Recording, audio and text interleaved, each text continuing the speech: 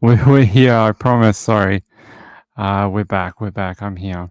How is everyone? Sorry about the black silence for a minute. I see everyone in the chat. How are you all?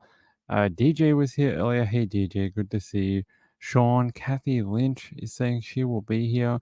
Nana Lana and Woos. Moonlight View, the moderator. How are you? Candy Williams. Who else is here? Siana's here. And Robin Lane and Kelly in Texas. What's going on?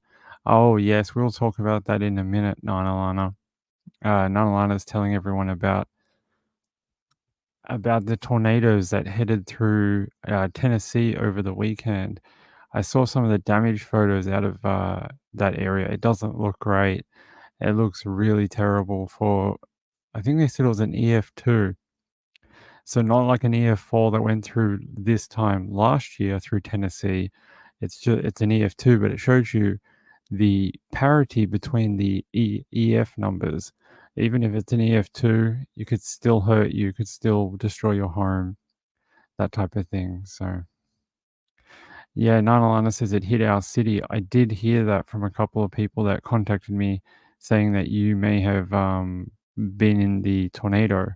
So uh, I heard about a story about a mother and a little boy. They found the mom still cradling the little boy, and that's how they found them in the wreckage. Both unfortunately deceased. So not great. Not a great thing for Christmas coming up either. Nana says we heard it go over our house and tore the street up behind us. Wow, that's horrible. I can't imagine how scary that would be to be in a stationary place and have the tornado hit you. All right, hold on. Let me get set up. Maybe we can have a quick look. Hold on. Let me see if I can see anything. Yeah, Clarksville is the one I heard of. Yep, let me get this set up.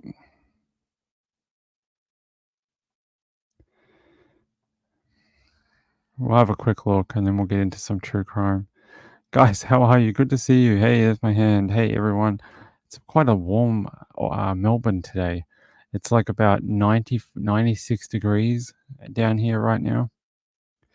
It says here there was 857 homes damaged in the tornado, 114 destroyed. So that means that they're unlivable. And yeah, you can see the path here where the tornado went through, straight through here. It says public fatalities 2, residential properties affected 971. And it says these are the different scales. Destroyed 114. That means gone, wiped away from the foundation probably, or destroyed enough that they have to be bulldozed. 290 that were major damage, and then about 500 between affected and minor. That could be like shingles missing, or a tree has come down or something like that. So you can see some of the photos down here of the destruction. Look at this. That looks like a nice neighborhood actually, and you can see where the tornado came through. And this is the thing that people don't understand about tornadoes. You can see here, it affected like 3 or 4 houses, then here 3 or 4 houses, then here like 2 and 1 and 1, and then like 2 and then 1. And it's just the way they swirl, the way they move across the countryside. They sort of move in a carousel motion across the countryside, and inside them are these tiny little tornadoes we call vortices, and they rotate around the parent circulation. And that's why when you see them hit these neighborhoods like this, you'll see like one house is hit, and then like there's 2 more over here, and they don't sort of look like a straight line. It's one of the things that you know you sort of see in these damage photos. You go, why is that? Well, that is why. There's a hall or something, a church. Is that a church, I'm guessing? These are the ones that hit me the hardest when you see stuff like this. And it's just like, where do you begin? It's like, where is their stuff? Could find wedding photos or, baby clothes. Who knows? Their stuff is gone. It looks like some sort of sheet metal's been blown through. So I heard it hit a trailer park too. The tornado hit a trailer park. That's always your worst nightmare because those trailer parks just don't withstand any wind at all. That's a very ominous statue in the middle of tornado damage. But as you guys can see, the damage in some places is catastrophic. I mean, you can't even tell what this was. What was that? I couldn't even tell you what kind of building that was. Something, something that had bricks. These poor people's cars, even just,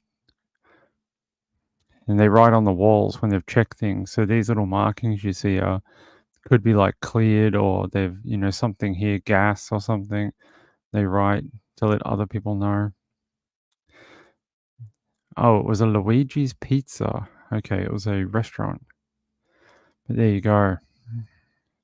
Very, very awful. Nana, I'm so sorry that your county and area is going through this. It seems like every Christmas, um, that Tennessee cops it with some sort of tornado. Happened last year, happened the year before. Really, really brutal. Hey, Elizabeth C. How are you? Beth C. Betty C. Good to have you. Uh, okay, Cheated No More says she needs to drive for a little bit, but we'll be listening. Thanks, Cheated No More. I appreciate it. Let's see who else made it to the chat. Marlene Clausen did. Gambler did. Mamma Mia. I'm just trying to see any other people I missed earlier. Robin Lane, did I miss you earlier? I hope not. I'm just trying to see if anyone has any more information about this. Mamma Mia says, "Good evening, Ping. Hope you're doing well." Yes, I'm doing okay. I'm sorry about yesterday, everyone. I got stuck into something that I literally couldn't get out of, and it couldn't even watch my 49ers win yesterday. I had to be away. So it's unfortunate. Shirl Huffman. Hey, Shirl Huffman. Good to see you. All right. We've had a look at the tornadoes. Nana Lana, let me know how it goes. Let me know how your community is going as the recovery process happens. And I hope they don't find anyone else in the, in the rubble or anything like that.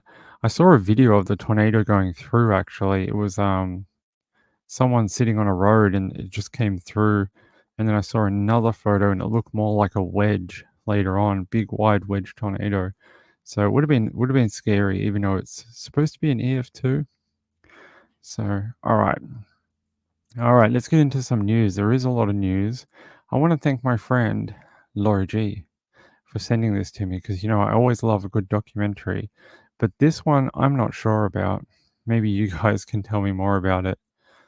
Casey Anthony's parents take lie detector test about granddaughter Kaylee's killing in upcoming special.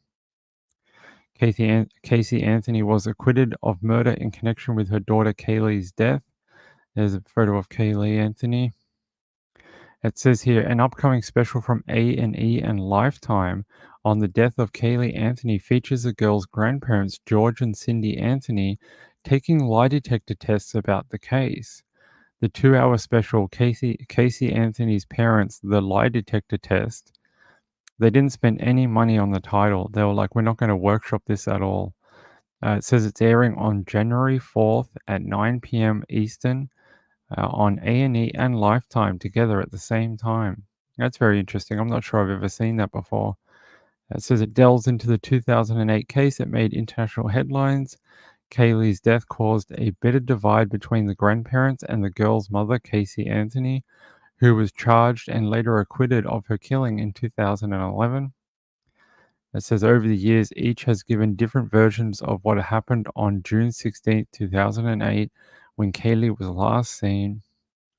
George and Cindy agreed to take the polygraph examination after Casey alleged last year in a 3-part series, Casey Anthony, Where the Truth Lies on Peacock, that her father molested her and her daughter and that he was responsible for the child's death. That's a horrible thing to say about your parents if it isn't true. I'm not saying it is or it isn't. I don't know. Um, but if it's not true, that's a very awful thing to project onto someone that's supposed to be your family. It says here, their real-time responses to the polygraph questions are laid bare in the documentary, along with each spouse's reaction to the other's answers and the lie detector results.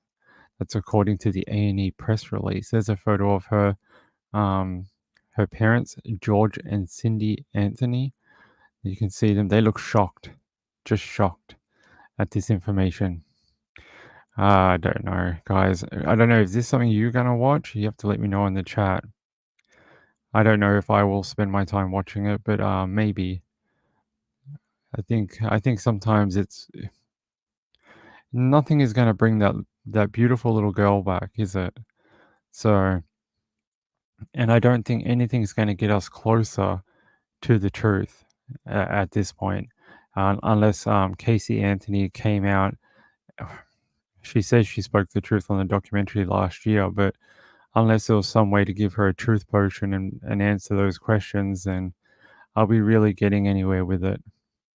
Or are we just making more documentaries for, morbid curiosity of true crime?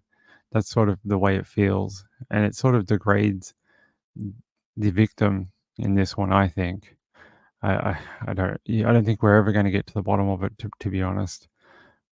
Gambler says, just received a notification from Court TV that Donna Adelson wants better jail conditions. I'm sure they'll jump right up on it and give her. Yeah, I don't think they're going to be doing anything. Let me put some of these chats on the screen. Now, Alana says, if I were them, I would take a polygraph to also clear them horrible lies. I think that might be the only benefit to this documentary is that he could clear his name about the molestation allegations. But anything to do with Casey Anthony, Kaylee Anthony, I don't think it really, I mean, I think we've heard it all before, right? Uh, Betty C says, don't believe a word Casey says. No, I don't think a lot of people do after the trial. Let me see.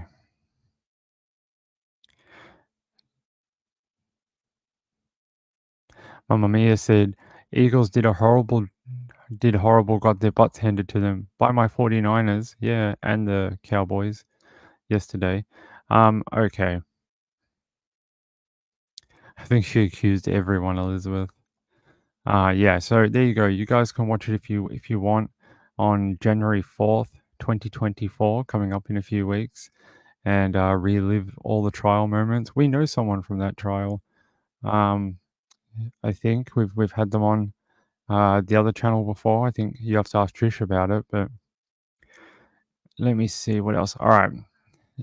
I have a story out of Australia. I do want to touch on it quickly, but I think Insightful One will do more on it tomorrow for web sleuths. I just want to show you about it because it's all over the news down here at the moment. Unfortunately, a mother and her child have been found dead in their home. They were discovered by the husband and the father, and it's awful. At first, I thought this may have been an actual murder, like someone like a random murder, someone broke in and killed them, because the police actually called major crimes to come to the crime scene.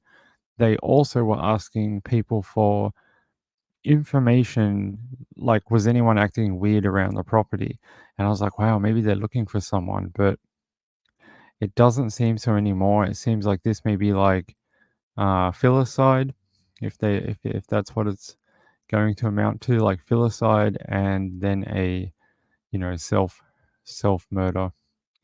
The husband and father of a woman and baby found dead in a suspect, murder suicide, was the first to discover the horrifying scene and call police. Now, what I understand is it was just after 11 a.m. on Monday. He's a shift worker, and I think he must have come home from work and then raised the alarm that something was not right. Uh, you got to feel for him to walk into that scene and see your child and your wife deceased in the property. I think that would be traumatic, very traumatic. I feel for him right now, definitely. It says here, it comes as new details emerge about the parents of the child, with the mother seen returning home in scrubs and thought to be a nurse in the local area. Here's a photo of their home. And there's forensic officers. Let's see.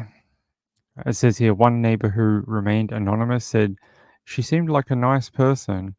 And they said, I've seen the kid and the mum before. I'd say hello. It's unclear whether she was on maternity leave when the incident occurred. Another resident said the father, who is not considered a suspect by police, possibly worked night shifts and was often asleep during the day. And it says here Morley resident Peter Stanton described the deaths as nauseating. Mr. Stanton said he didn't see the man and woman and child outside the home or in their garden much, and that the family mostly kept to themselves. I feel like we hear that description quite frequently in these type of in deaths. We hear that, oh, I used to see them every now and then, but mostly they just kept to themselves. I feel like that's in every article. It says here, I didn't see them outside very much at all, and I take my dog for a walk frequently. Another resident said she felt for the family. It's a very busy street. People walk and socialize all the time. I saw a dog being taken away from the property earlier today.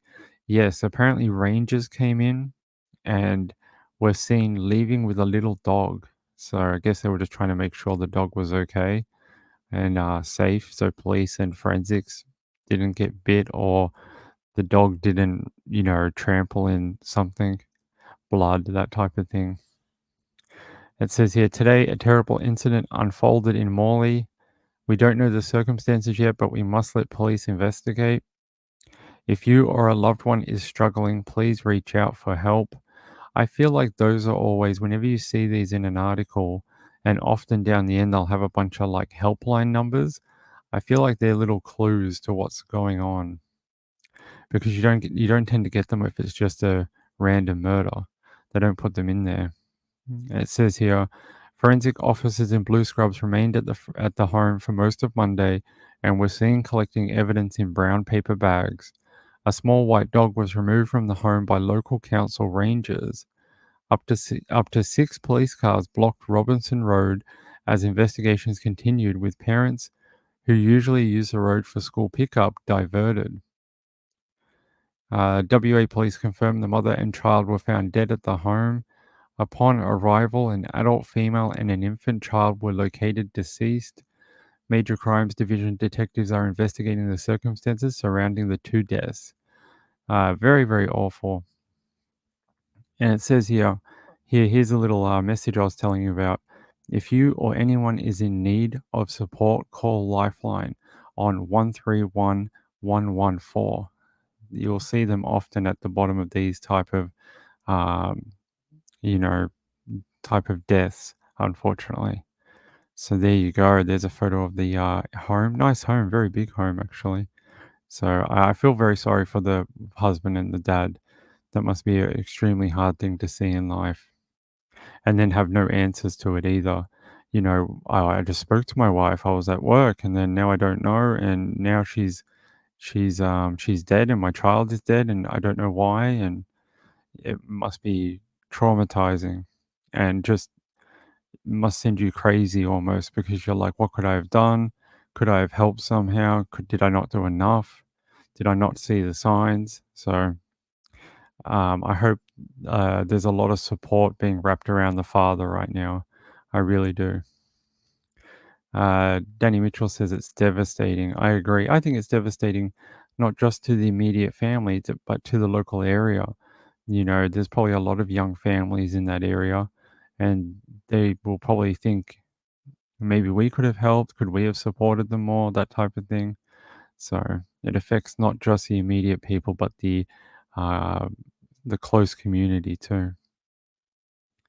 Danny Mitchell says, "Does it seem like this happens more often now?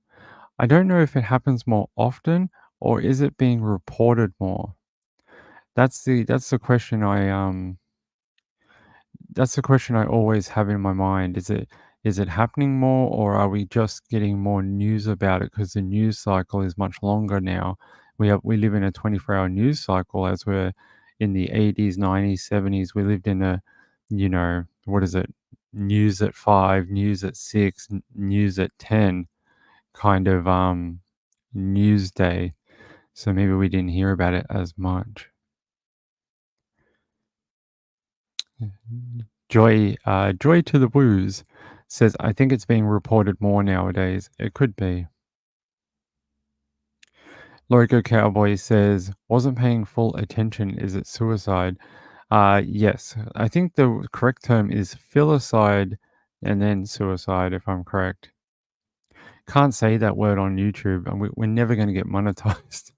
If you say the S word or the R word, they'll never monetize you. But oh well, we talk true crime. What can we do? Let's see. All right. Yeah, I think Insightful is going to talk a little bit more about this tomorrow. Hopefully by then there'll be a bit more information for her. Right now, information is a little thin. That's about all we know. But um, tune into her tomorrow. I'm sure we can find her some more information for her to talk about. All right, let me get this set up and let me get you the next one. And then we're going to talk about Barry and Honey. We are going to do that. That'll be very interesting. So I actually spent the last week or so watching that documentary, and I think it's very interesting. And the guy who did a great like years of research on this case, and I think some of the steps, which we'll go over a couple, paint an interesting picture about maybe who is responsible. I'm just trying to find out if this link will work. Hold on.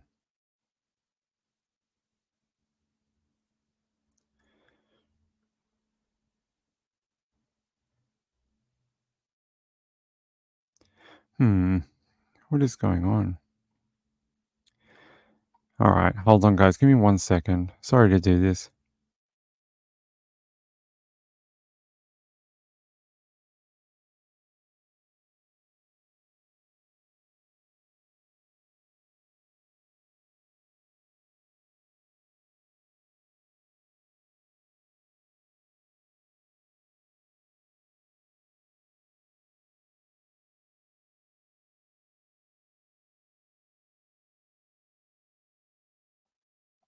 All right, we're back.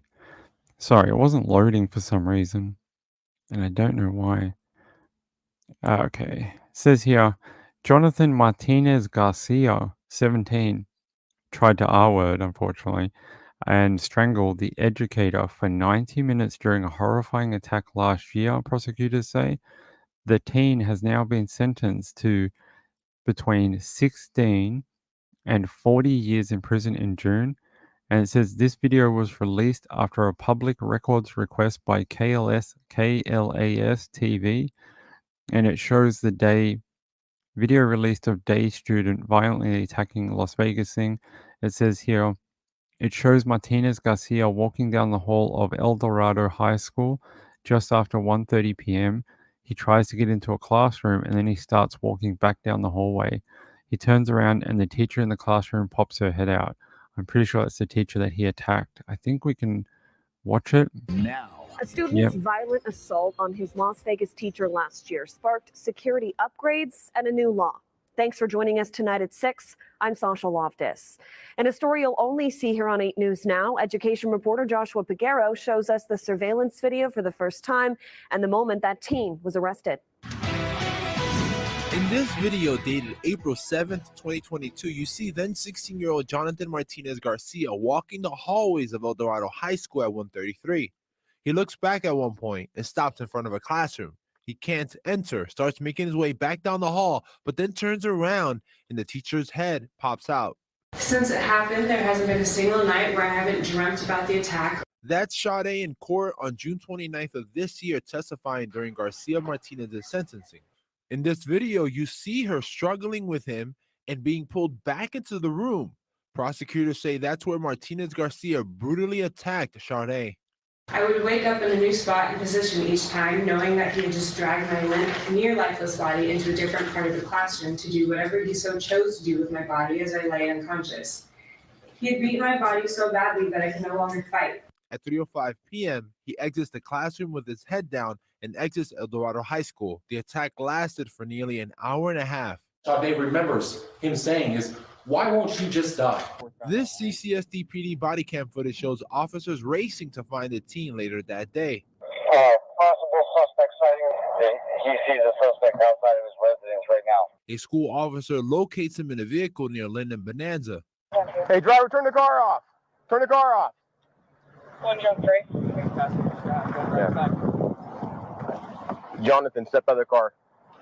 He was in a new set of clothes, his high school ROTC uniform. You know why we're here? No. Are you sure about that? I don't know. Walking back there, please. The judge sentenced Garcia Martinez to 16 to 40 years in prison for that violent attack. Joshua Peguero, 8 News Now. Now, that incident at El Dorado.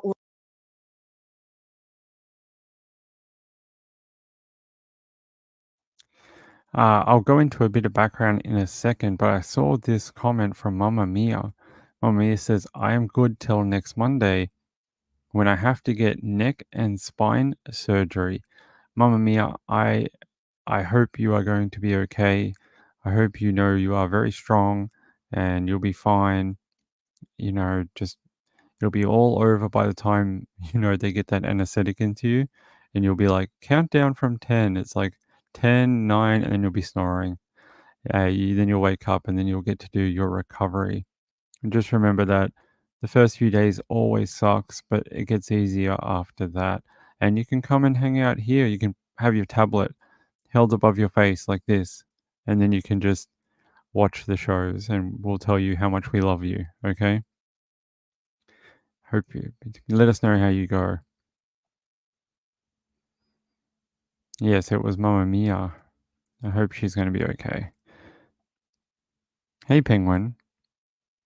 Yes, happy Hanukkah to our Jewish friends. I hope they are having a great celebration, and then we get to do our one Christmas in about 10 days or something like that. So we will do that. Oh, a little bit of housekeeping. I will be doing a Christmas Day show for you all. You can come hang out with me, and we're going to talk Christmas crimes and what happens on Christmas in the true crime world. And then on New Year's Eve, we're going to count down New Year's Eve on the East Coast to the West Coast, and we're going to hang out for about 5 hours on the live stream.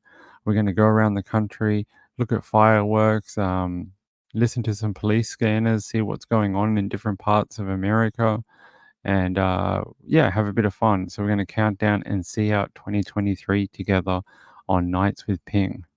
I think it'll be a lot of fun. All right, let me get this background for you. First is from Law and Crime. By the way, that other video was from KLAS TV, and I will put a link in the chat if I can. Hopefully. There we go. There's a link in the chat to the article in the video if you'd like to see it, from KLAS TV. And then let's look at this one. This is from Law and Crime, a Dan Abrahams production. He's everywhere, right? It says here, Jonathan Martinez Garcia, 17, was sentenced to at least 16 years and at most 40 years. That's a wide range. In prison by Clark County District Court Judge Kathleen Delaney, who had harsh words for the teen, tried as an adult. So he was tried as an adult for his crimes. I mean, they were very serious. She says, it is the most heinous type of crime there could be. Against the attack on an educator, yeah, I mean, they're supposed to be there to protect the kids, not the other way around, not protect themselves in a way. In April, Martinez Garcia pleaded guilty to attempted murder, attempted sexual assault, and battery with a deadly weapon resulting in serious bodily harm. He originally faced a dozen charges in the attack on his teacher during a discussion about grades. According to the Las Vegas Metropolitan Police Department, the then 16-year-old got violent with the teacher during that discussion, punching the victim and strangled her until she lost consciousness. Prosecutors also allege a sexual assault occurred. The incident occurred in the back of a classroom near a computer during office hours at El Dorado High School. Prosecutors shared grim, never-before-publicized details during Martinez Garcia's sentencing hearing this week. According to reporting by the Las Vegas Sun, the two were supposed to talk about the teenager turning in missing assignments. He began by choking her with a cord from behind. Next, the woman's wrists were cut. Prosecutors said on Wednesday she was then trapped underneath a bookshelf. That's crazy. I mean, all of this over grades, and then he tried to sexually assault her. I mean, I hope he gets whatever sentence is coming his way, and they don't let him out if they can't be sure that he's going to be safe in the public. I mean, that's a huge overreaction to just missing grades or having to do assignment makeup. That's horrible. I hope she is going to somehow be okay and maybe ever return to teaching. She may never not ever go back.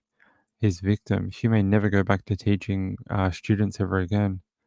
Let me see if I can find her name.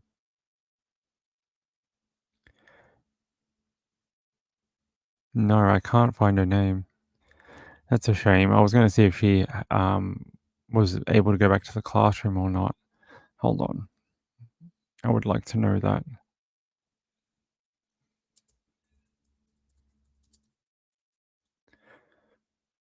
Only identified as Sadie. That was her name. Might be a pseudonym too.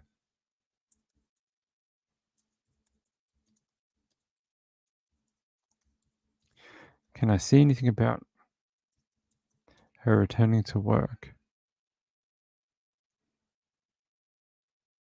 I can't see anything. It might be in her victim impact statement though, if we could find it.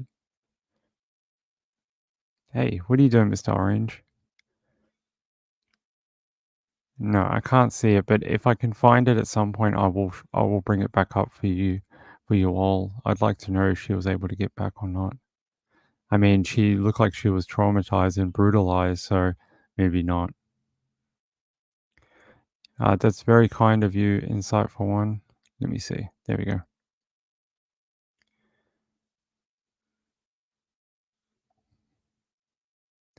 Cheryl Huffman says, glad he was tried as an adult. Horrible crime. Right. It's a real overreaction to simple life challenges, right? Everyone has had assignments owing or grades that have dipped or whatever. To brutalize and bash your teacher and then slit her wrists and all this other stuff, and then to try and sexually assault her, you being 16 and she being a grown woman. I mean, it really shows a problem, like a bad problem with whatever's going on with that guy and needs to be stopped. So hopefully now he's in jail for between 16 and 40 years. Maybe they can figure out whatever's wrong, or how to rehabilitize him. I don't know if they ever can. Sometimes when people are like that, they cannot be rehabilitized. All right. Hey, Diane Marie, how are you? All right, let's talk about Barry and Honey, because I love this case. Now that Gambler showed it to me, it's got me fascinated now. Hold on. People love to message me during the live show. They do. Okay. Let's talk about Barry and Honey. So there was a documentary, and after we spoke about it last time, I was like, oh, I'm going to go watch that. It's going to be so great. But it was on some weird streaming service called Crave. And I was like, what the hell is a Crave? I've never heard of such a thing. Like, I know Amazon and Hulu and things like that, but what is Crave? Never heard of it. But I found it and I was able to watch it. And to me, it paints the case in a completely different light to what we read about last time. This documentary is about a reporter who the case lands on his desk, and he really wants to try and get to the bottom of who may have killed these people. So give me 1 minute.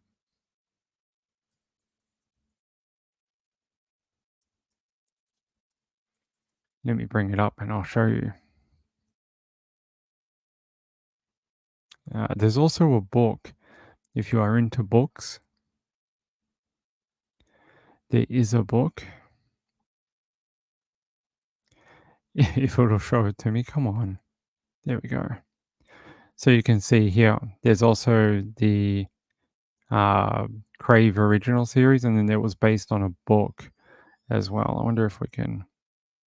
There. The Mysterious Deaths of Barry and Honey Sherman by Kevin Donovan. And he did a pretty good job. The story, or at least the first part of the documentary, is about where does he start to find information. And at least the first bit of the documentary is him fighting with the police in different court cases, trying to um, get access to information. And he was rejected several times. And he eventually gets a couple of wins. He gets uh, the sort of now going mental blank, but he gets their will as that's not the correct word, but after they died, there was instructions laid out for what would happen if they both died, and he was able to finally, after like 4 or 5 court cases, he finally was able to get that, but it was heavily redacted, and I found that very interesting. The cops made the suggestion that it would be detrimental to their case if they gave out that information in full. And he was like, why would their will or whatever, or their trust be detrimental to the case? It's only for family. And it sort of trails onto there where the suggestion is made a few times towards the end of it that the killer isn't who we were talking about last time. We were talking about, oh, could it have been a business associate or a rival pharmaceutical company? They got a hitman to kill him or something like that. But it seems like it's possible the answer is closer to home. And one of the reasons is there was a large chunk of money that was owing from one of the children to Barry, and it was due very close to the murders, and it was not a small, insignificant amount of money. We're talking like lotto winning money for us. We'd be like, "Oh my god, we've won the lotto. We're set for life." And it details some of the details about where that theory might go and who could be implicated into the murders. And he seems to think it's the police could arrest someone over this, and it's solvable. Sean says, "Good to see you, Sean. By the way." Sean says, "Remember he owed $1 billion to someone he didn't want it to pay back." Well, that's not the only one. There was also a family friend, Kerry Winter, and the Orphan Brothers. They were screwed out of money when was it his uncle, Barry's uncle, that died, and he took over that company. Let me have a look. I just want to get the correct name of it.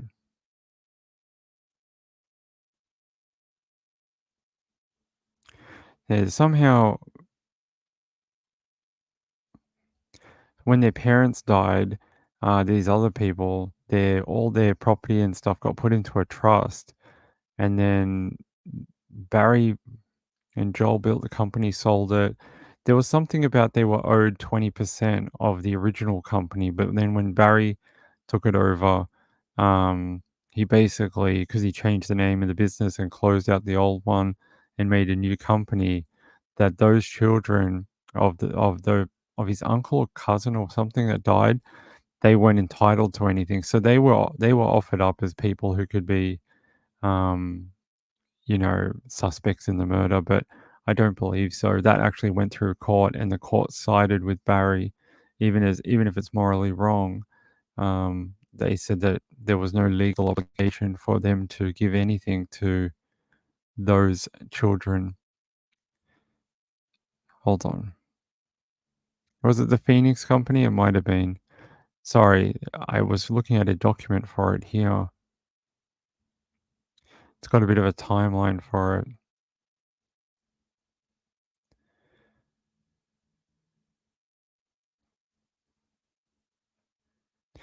Here. It was Kerry's brother Jeffrey who began looking into the deal that Barry made when he bought Empire Labs. And in the depositions, Barry said that he wanted to help the boys get information that they were after, even though his lawyers advised against him doing it. And apparently this is part of the court case. He told me that I shouldn't provide the documents, and I said, no, I want to. They're my cousins. And if I can help them, I'll help them get the documents. So it sounds like Barry was helping them at one point, even though he was in a direct lawsuit against them, defending them. He was defending himself against the lawsuit that Kerry's brother Jeffrey and Kerry had brought against Barry over the 20% of the company of Empire Labs. It says here, Barry had no obligation to hand over 20% of the new company, even if he had held on to Empire Labs. The Winter Barkins would have had the chance of employment, and after working for a set number of years would have had the option to purchase 5% of shares, but that would be null and void if he sold the company, which he and his partner did. It says the lawsuit in the end became it was decided against them and found in Barry's favor. So yeah, I don't think they were ever a serious suspect or anything. But the documentary painted out that there was a series of events just before the murders that I'm trying to be careful of who I say, because this person is very litigious, and they have sued other. I'm not saying I've got 500 subs. I don't think they're going to sue me, but I don't want to be in that situation. There is a family member who is painted as a very good suspect for the murders in this documentary. Hold on, guys.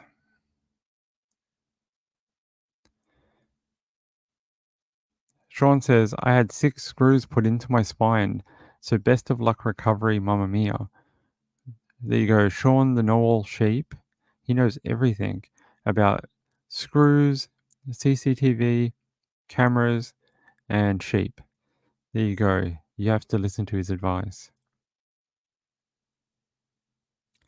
So I'm just trying to see if anyone has a question about the Barry and Honey thing. No, that's not it. Yeah, so the documentary itself was very insightful. It's just like, can you some of these things get a little bit like blown out of proportion, and you're like, is it the real thing? But I would say you should, if you're interested in the Barry and Honey case, if you can find it, I would watch it, and then make your own conclusions based on the information available. But I thought it was very possible the theory that they outline about who could be responsible for their deaths. I'm just trying to find something that I can read to you that might help explain this little bit.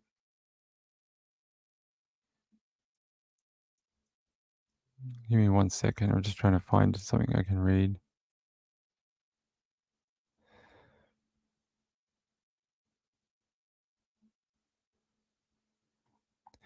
Okay. I'm going to put a video in the chat.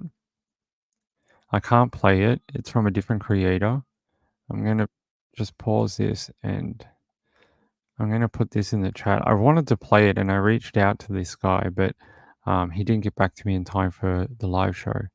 I'm going to put this in the chat. If you want to know who I'm talking about and why it's interesting, you can find it in this video. Vegemite Smile says, I've been looking at that book in audiobook format for a while. I might get it. I would say, if it's anything, I read a little bit of it from the ebook, and then I watched the Crave series because I'm not a great reader with my ADHD, but I read as much as I could. I thought it translated pretty well to the documentary. There is some things that are left out that are in the book that are not in the documentary, but I think the conclusion is the same.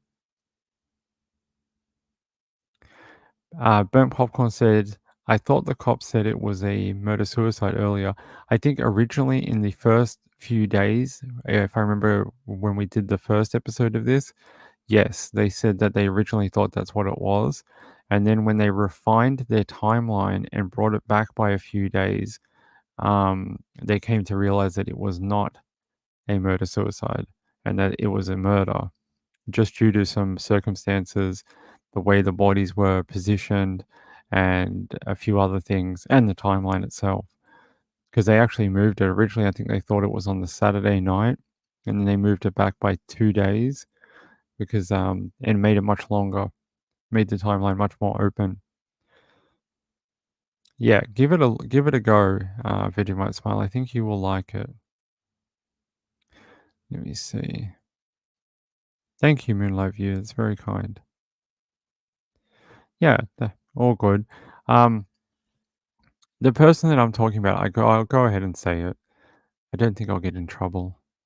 Hold on. I think everyone knows this person.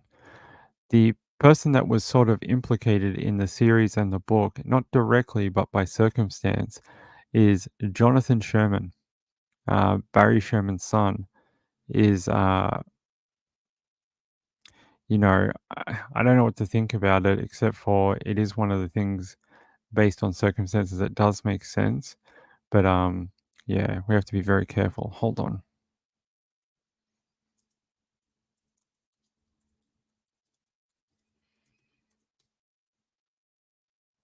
Yeah. Just 2 weeks before his death, Barry had asked his son to pay back a $50 million loan to help him through some short-term cash flow issues. He told the Toronto Star in 2021 that he is no longer in touch with his sister Alex because she accused him of involvement in the crime and murder of his parents. It says here, in the years since the murder, hold on. In the years since the murder, a schism has developed between Barry and Honey's children. It says here, their only son, yeah, we read that. Just 2 weeks before his death, Barry had asked his son to repay the money, and he said to the Toronto Star, I'm not going to kill my dad because he needs $50 million to get through a crisis, Jonathan told the Toronto Star in 2021. I was not involved. In his will, Barry directed his trustees to evenly distribute his estimated $3.2 billion fortune among his 4 children. They have subsequently sold Apotex and razed the family home where their parents died and sold off the block of land. Both Jonathan and Alex have separately employed private security guards to tail them wherever they go in case their parents' killer comes after them next. Toronto police have declined to comment on the accusations made within the Sherman family, saying only that several persons have been implicated. To date, there is no evidence to elevate any of the aforementioned parties to the status of suspect. On the 5th anniversary of the murders, the siblings issued separate statements pleading for answers. Jonathan said, my parents deserve to enjoy the fruits of their labor. I continue to miss my parents more than I can describe, and I am forever haunted by what happened to them. Alex made no mention of her brother as she paid tribute to their mother and father. The horrific manner in which they were taken from us has been extremely traumatic. My heart is broken. My loss is insurmountable. My children have lost their grandparents. We miss their guidance, love, and wisdom. Yeah, in the documentary, there's a moment where everything sort of switches, and Alex comes out and says, basically, she thinks her brother is involved, and starts becoming a lot more vocal about who killed her parents, and that's where this sort of disagreement between the siblings and divide happened. And one of the things is interesting, that reporter actually was invited up to Jonathan Sherman's property in the middle of nowhere, and this reporter was quite scared. I mean, as you would be, going to a property of someone you think may have been involved in a murder, and you're told to come alone, and you don't know who's going to be there, or if you're going to be in any sort of trouble. Maybe they'll hurt you because you're digging into their family and the murders. So then you're invited up from Jonathan to come up to his property to talk, and I don't know if I would have gone, but the reporter did go, and he had a very good conversation. He told people he had security. Like, he told his manager, like, "Hey, I'm going up to the property now. If you don't hear from me in 6 hours, send a search party for me at this address." So that's how worried that reporter was to go up there alone. And he was just digging for more information, trying to find out if there was any way he could, you know, get more information on Jonathan. But I don't think it eventuated to much, just that Jonathan wanted to try clear his name. Let me just see.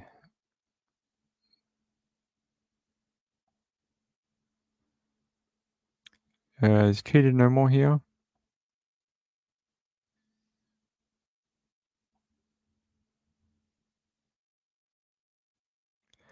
Hold on, I'm just trying to find. Ah, Cheated No More says, I'm not sure if I heard of this case. Oh, wait, I've seen a show on this case. Maybe you saw the one we're talking about. Burnt Popcorn says 3.2 billion. Can you imagine? Yeah, that's one of the things you have to get your head around when you view this case is that 50 million sounds like a lot to us, but how do you weigh that in their world? Is that a lot of money to them? Like, is that something that they might murder over? That's what I had trouble with. Is that really a lot of money? Is it, or is that like us having to pay someone like $1,000? That's what I was unsure about. And is it a motive? Chidnormal says, I do remember seeing a show about this case. It is an interesting case, and I really think the son has to do with the murders. I mean, he had a lot of the motive, unfortunately, even if he ends up being um not culpable in the killings. Unfortunately, a lot of the evidence does point in that direction due to his own actions. Sean says company revenue was 200 billion in 2018. Wow, I can't even know. I don't even know how to put that into the like numbers. Yeah, hold on. Let me go back to here. Come on.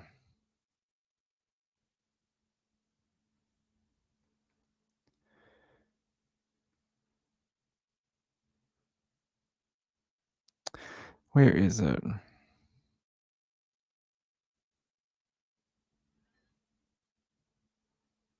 I'm just trying to see if I can find this bit of information that might help people. No. No, it's not going to be. It's not going to help me today. Although I can show you this. That's the CCTV of the person they think may be responsible for the murders. But I know Sean had a lot to say about this image last time we showed it, saying that it could be a night vision camera. I mean, it could be because you'd think in 2000, even 2018, it would have been much better quality than this. I mean, we had HD cameras and iPhones and that type of thing. Like, that's so hard to see. You can't even really make out any details, no facial structure. About the only thing you might be able to work out is the gait of the person, like how they walk.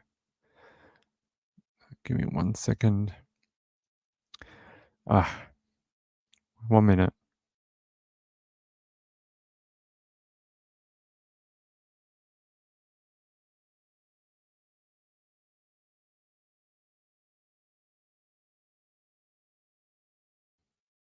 All right, we're back. Hey, Jojo. Jojo says, well, the people I've known who have money didn't get it by letting go of any of investments. That man wanted his money back, I would bet. Yeah, and it didn't sound like Jonathan had the means to pay him either at the time. May have had money in the future. He'll give you $5 for the camera, Sean. He'll give you $5. Snow and fog. Yeah, the snow probably doesn't help. Uh, yeah, the tornadoes were like 2 days ago. All right, let me find this one other bit.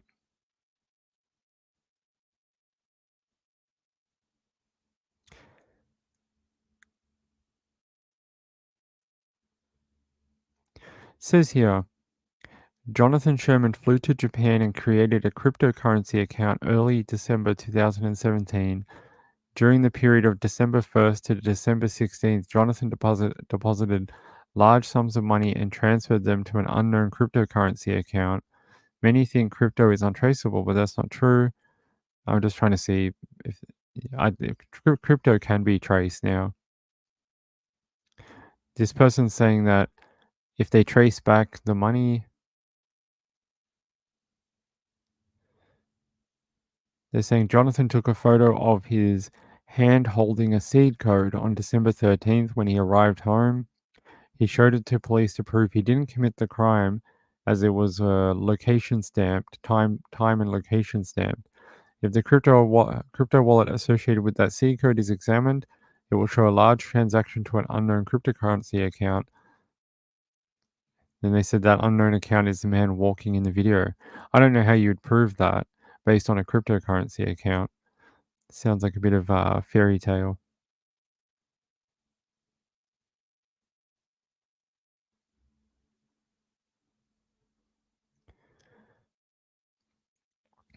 I think this person sums it up quite well. They said, if all this is true, at most it doesn't only prove that Jonathan was possibly not a great son to his parents, but to prove he's involved, you need a lot more than just a motive. And I think that's true. I think if you wanted to pin him for it, you'd need to. Maybe that's where the police are having issues. Maybe that's why we haven't seen an arrest in the case, is because you might have a motive or circumstances that may uh, make you more of a suspect than other people, but without rock solid evidence that could stand up in court, how can you proceed with charges for anything? So maybe that person is 100% right. Let me read this.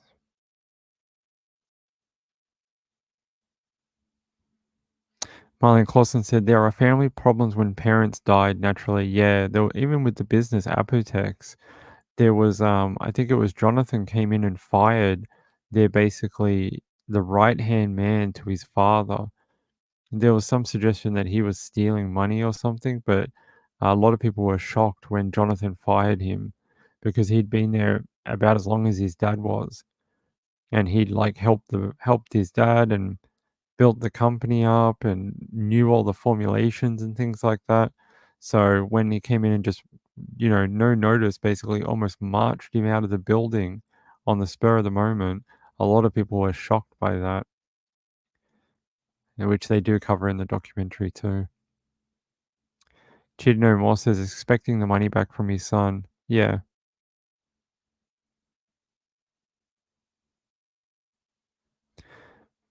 There's more to it, I'm sure. Hey, LA.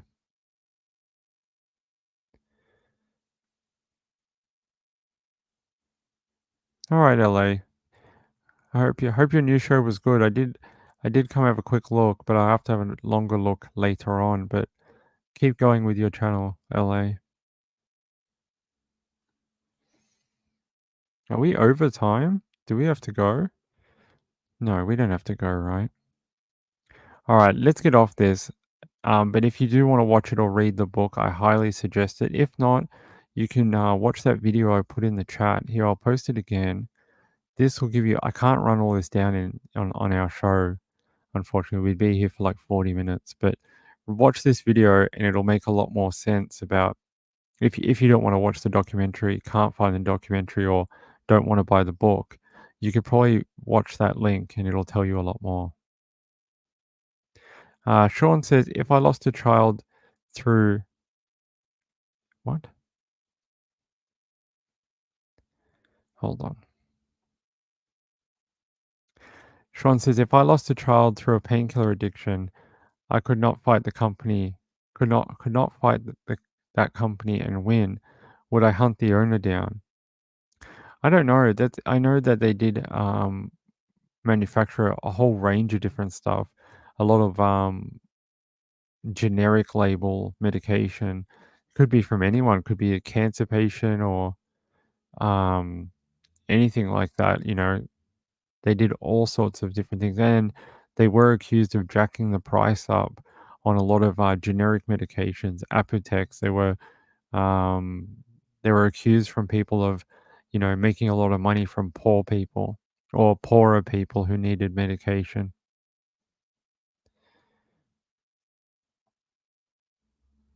I'm just trying to see if Sean had a follow-up.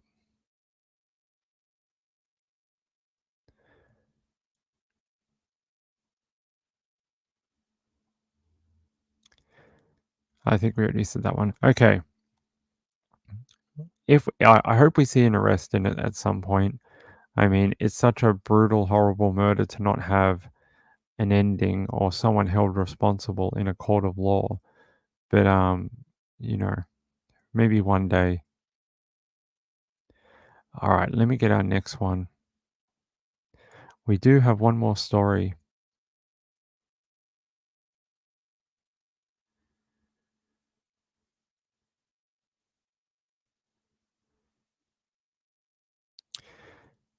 Did we ever see an update for Katie Ferguson? Were we waiting on an update for her? Katie Ferguson.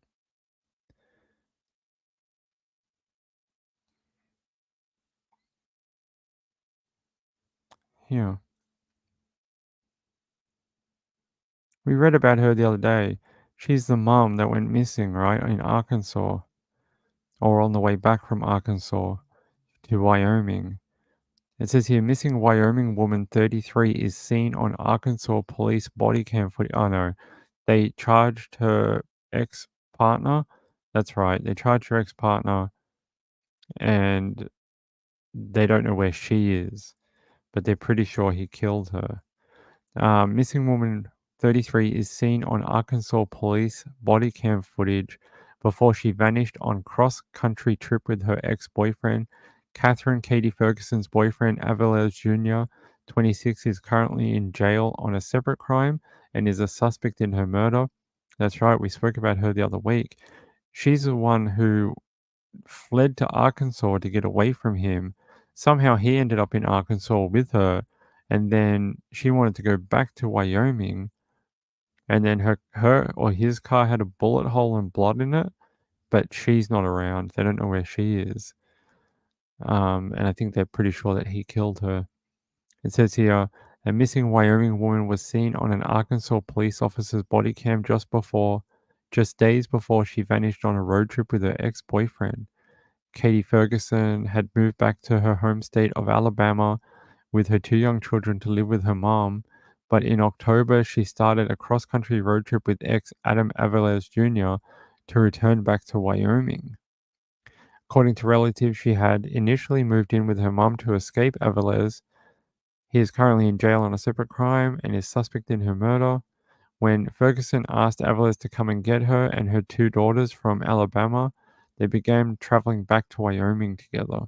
Arkansas police have now released a video of the last known sighting of Ferguson on October 5th at 11 a.m., which was in the middle of their trip. That might be handy if people maybe seen her, because it's the last thing she was wearing and what she looked like. Sometimes the photos they put out don't look like the person because they've changed in appearance since that photo was taken.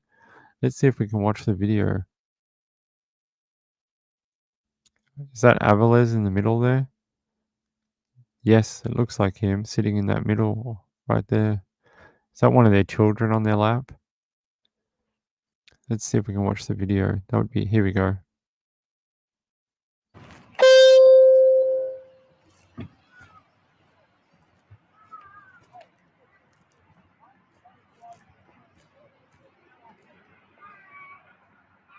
How you guys doing? Oh, okay. What you guys up to? You know. Say it again? Trying to clean up and head over to Jonesboro. How are you doing? Okay. Well, I was just seeing a door open and looked suspicious, so I had to come check it out. Yeah, we're going back. So are you guys out of Wyoming or? Yeah, we're going back. You going back? Oh, yeah. Do you guys have a ID or anything? Yeah.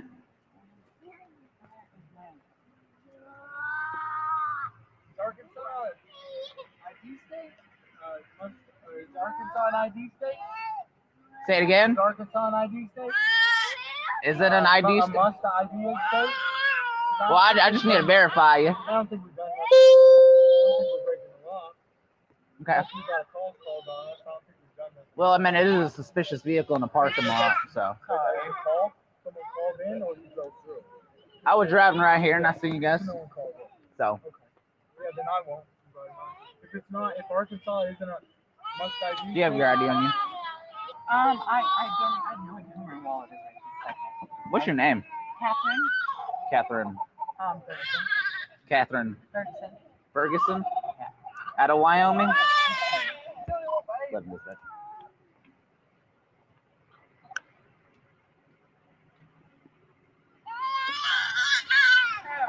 Hold on, Abby. Okay. 11 dispatch.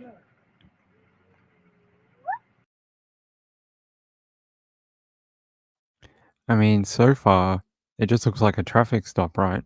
It doesn't look like anything's wrong. She doesn't seem in distress or anything like that, really. I mean, if this is only hours since she was killed, so far, I mean, it doesn't seem like the cops should be worried about much. Let's keep watching.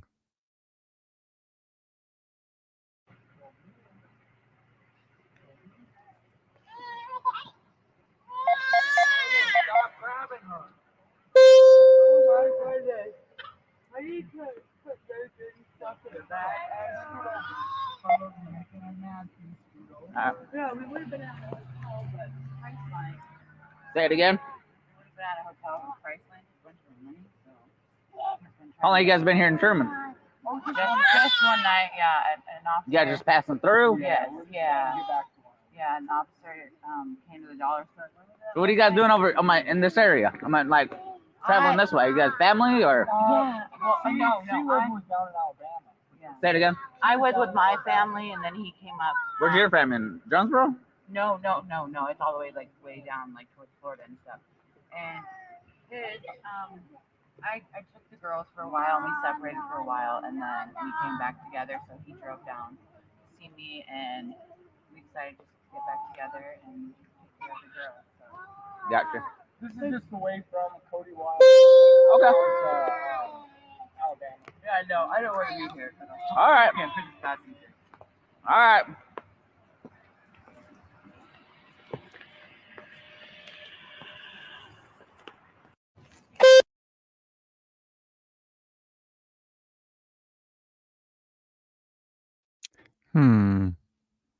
I don't know what to think. It's interesting. It says here, for people who don't know, 33-year-old Katie Ferguson hasn't been seen since early October. Her family reported her missing on November 2nd.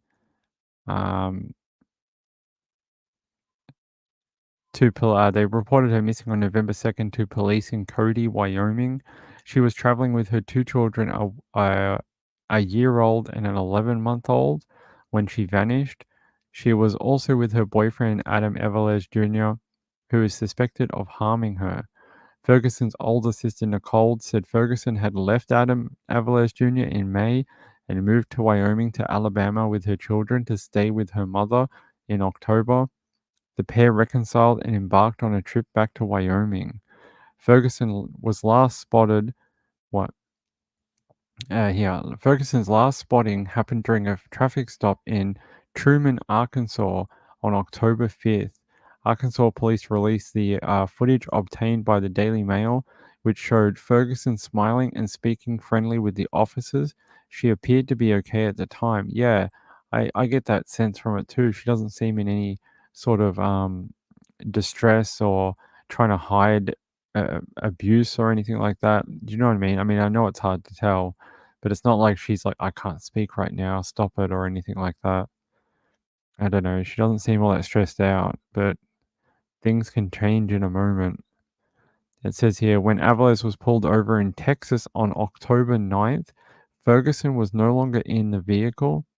On November 4th, police found the car at Oregon Basin near Cody. Police searched the car and later told the family that a large amount of dried blood was inside the vehicle.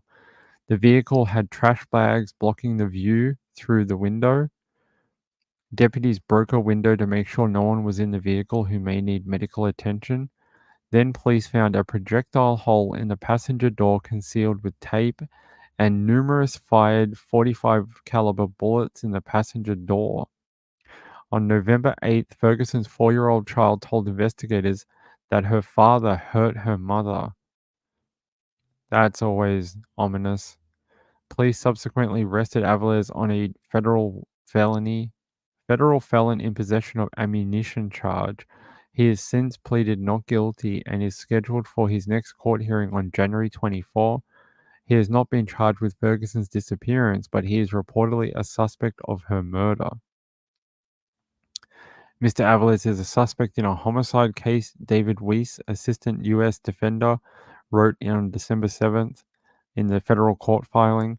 Weiss requested additional time to prepare for Aviles Jr.'s upcoming trial, which could become a murder trial should he be charged with Ferguson's death. Mr. Aviles may face additional charges in another jurisdiction, and it is crucial that defense counsel and Mr. Aviles are fully informed as to the extent and circumstances of the underlying allegations and the effect that a conviction or plea may have in that case. Meanwhile, Ferguson's sister hopes that Aviles Jr. will explain what happened to her sister. I really hope he, Adam, will talk and just say what really happened. She also says, I love her and I don't want to be negative, but I don't think she is coming home. But I at least want her to be found. Where could she be? Between, what's this? Truman, what county? Truman, Arkansas, and Texas. How far is that? How many states is that? Truman, Arkansas. Let's see. It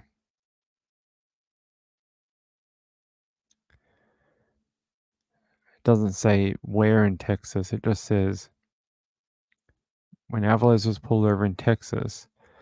Okay.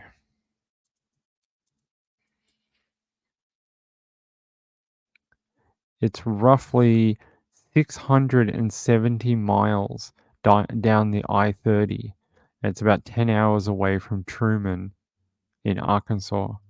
So that's a huge amount of distance where she could have been dumped anywhere because, they were last seen in Truman and then he was pulled over in Texas and she wasn't in the car anymore. And then they later found the car in near Oregon Basin, near Cody in Wyoming, and they found the bullet holes and ammunition in the car. So she could be anywhere in like a 600-mile area. There's a photo of the two of them. I don't know if we're ever going to find her, unfortunately. Hopefully someone stumbles across her. I mean, hunters and mushroom foragers seem to always end up finding them. But I have a bad feeling her sister is correct that she is no longer with us. I think she would have tried to reach out to her children if she was alive. By the way, I want to thank Mr. Sean. Mr. Sean, thank you very much for your donations, the one for this show and the one last time. Last time you donated right at the end of the show, so I really, really appreciate it. And thank you for supporting the channel. It is very kind of you. Since we moved here and we've had to do it all on this channel, it is slowed down considerably. So it's very, very appreciated. Thank you. And actually, I heard something back from our Supreme Court about the mushroom trial. The Supreme Court got back to me via email. They said to me that we would know more if she is actually committed to stand trial in the Supreme Court and what arrangements they might have with a case of that caliber. So they said basically get back to them when she's actually committed to stand trial in the Supreme Court. So we'll find out. We got one more hurdle to get across because she may plead guilty between now and then, and if she pleads guilty, there will be no trial. It'll just be a sentencing hearing. So I went overtime. I did. Where we can go. Wait, what time? Trish goes at 10:30, right? We can stay on for a few more minutes, and I can send you to Trish. It should be fine. Or am I going crazy? Did she go at 10? Now I'm confused. If she went early, I'm sorry. I thought she was going at 10:30. If so, I'll end this now and we'll get out of here. All right, hold on. Ah, my stream's all messed up.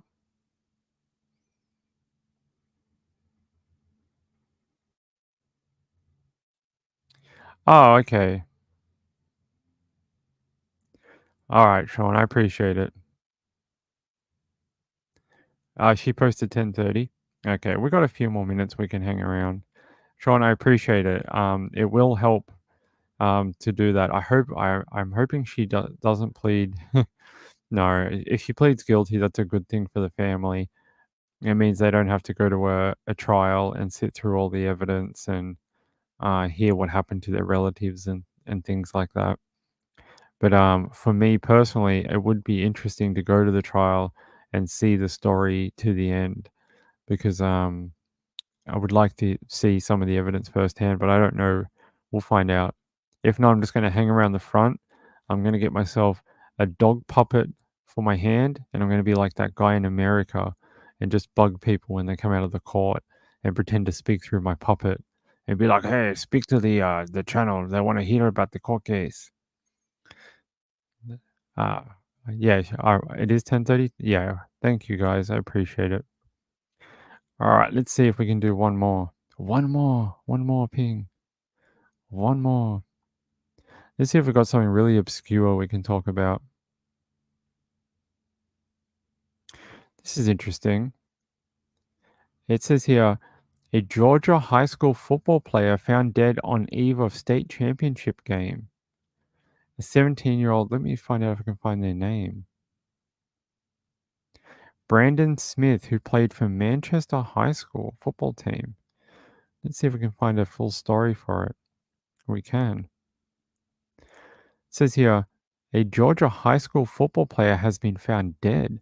Brandon Smith, a student at Manchester High School and a member of the school's football team, was scheduled to play in a state championship game at Mercedes-Benz Stadium in Atlanta on Monday night. That's where the Falcons play, the Atlanta Falcons. That's their stadium. Meriwether County School System Superintendent Robert Griffin, that's not RG3, is it? And Manchester High School principal Susie Neal confirmed his death in a statement obtained by People magazine. We are heartbroken to hear the news of the tragic and untimely death of one of our student athletes, Brandon Smith. Manchester High School's celebration of playing for the Georgia 1A State Football Championship has unfortunately turned into something none of us could have fathomed. Smith, 17, was described as a loyal teammate and friend who excelled on and off the football field. He will be deeply missed. Authorities have not disclosed what happened to the teen. The circumstances behind the tragedy are still being investigated and will be shared publicly by local authorities. According to 11 Alive, Smith was reported missing on Saturday. The Georgia Bureau of Investigation tells People they are assisting the Manchester Police Department with their investigation.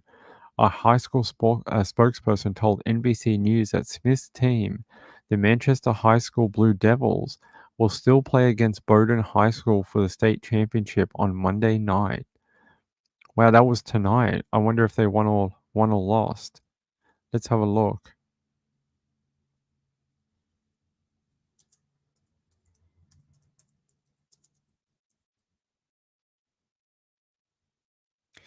There was a update here. Bowdoin vs Manchester live score updates. Georgia won a D2 football state championship. Says here fourth quarter. It's in the fourth quarter right now. Bowdoin 28, Manchester 27. It's a 1-point game for his team that are probably quite sad being without their friend and teammate right now. But it looks like they need a little bit of help They need a field goal or a touchdown to bring the championship home for their friend Brandon Smith. That would be really cool if they could pull that off for their teammate. Oh, Kathy Lynch, thank you, my dear. Oh, Kathy, that is very kind. She has a little note here. Oh, thank you. Oh, it's a Christmas present. Thank you very much. She says, Merry Christmas from Kathy Lynch. Merry Christmas to you, Kathy. I really appreciate that. It's very kind of you. Thank you for always supporting this channel. It means a lot. I like having everyone here too. And knowing that you're here every night is a great feeling. Shell Huffman says, Ping, do a lot of people in Australia follow American football? So, yes and no. Yes, people follow it here, like I follow football. But I wouldn't say it's popular. Like, there's probably a subsection of people, but I wouldn't say it's massively popular or anything. Although I did see a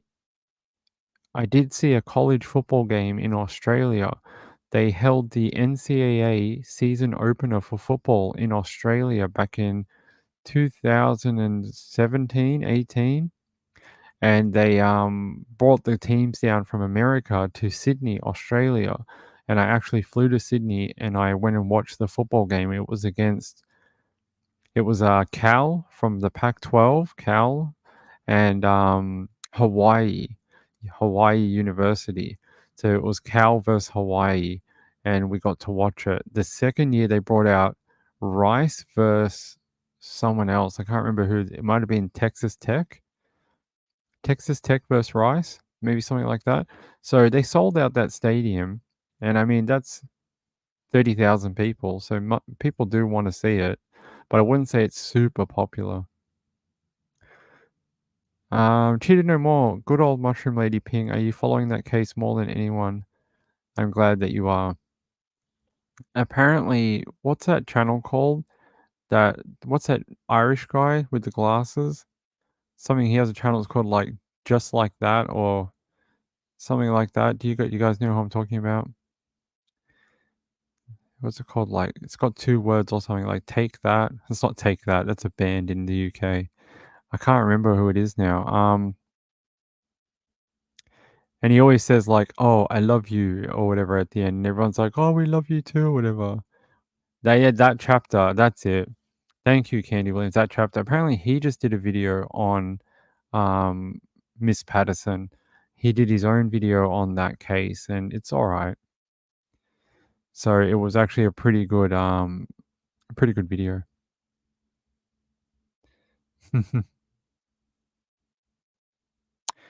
Marlene Clausen says Penn State has a 100,000 person football stadium. Most of our big ones down here can do about 80,000.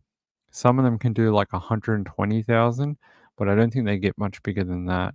Sean says Jared Hayne brought us closer to the NFL. Now he's in jail.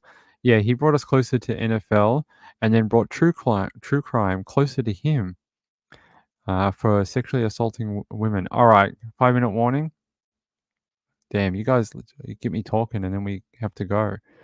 All right, guys, I'll wrap up for tonight. I'll be back. I hope tomorrow night. If I can't go at my normal time tomorrow night, I'll be on after Trish tomorrow. I've got another bloody appointment, which I'm hoping to get out of this one. And then it'll be normal for the rest of the week. We'll be on at the normal time for the rest of the week. Give me 1 second.